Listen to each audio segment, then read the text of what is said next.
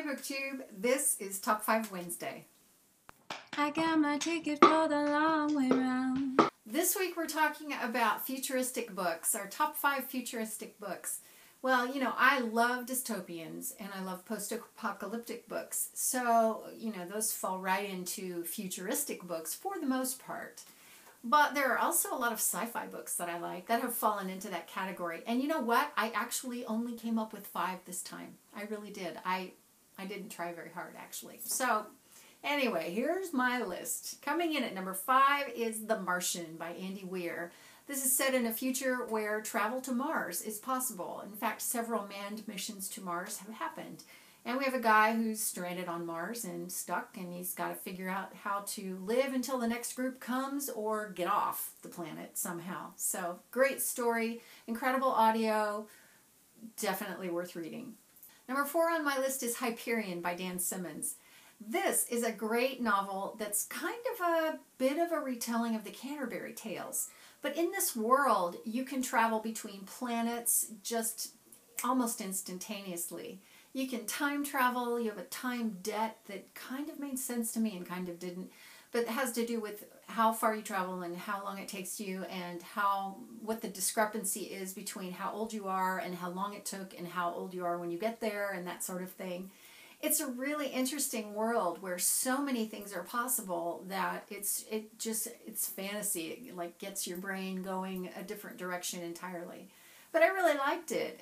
It's just an interesting, fascinating look at these people that are on their way to this planet for various reasons. And it's worth your time to read.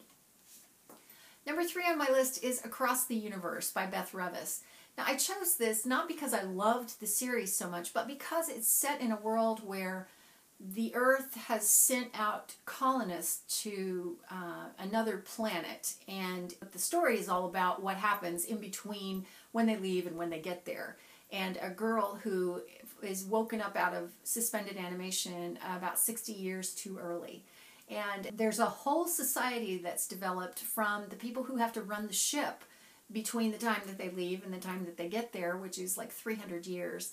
And it's just a fascinating look at what can happen to a society when it's left to people who think they know the best way to do things, and maybe they're a little short-sighted or that wasn't the best idea after all. Number 2 on my list is These Broken Stars, the Starbound series, also This Shattered World. This is a world where many things are possible, primarily the terraforming of planets and intergalactic space travel. This is where, you know, like in the United States we have various states and you can go across state lines and visit other places within the continent and Canada and Mexico. But there you have a whole galaxy where planets are like states or like countries where you can travel between them, and I just think the whole concept is really wonderful. Even with the weird stuff that's happening, I love that world.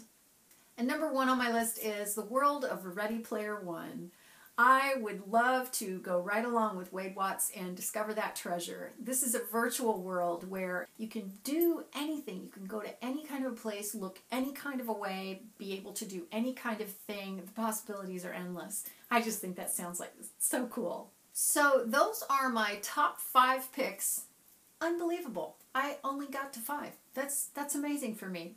Top 5 futuristic books. If you've read any of these books and you loved them or you hated them, or if you have completely different picks for a futuristic books, be sure and tell me in comments, because I look up every book you mention. Seriously, everybody that mentions a book, I go look it up because I want to know, is that a book I want to read or not? And I also love to know your thoughts on the books that I mentioned because, you know, I think it's worth discussing. So anyway, that's it for now from me. I will see you next time. Thanks for watching. When I'm gone, you're gonna miss me when I'm gone. You're gonna miss me by my walk. You're gonna miss me by my talk. Oh, you're gonna miss me when I'm gone.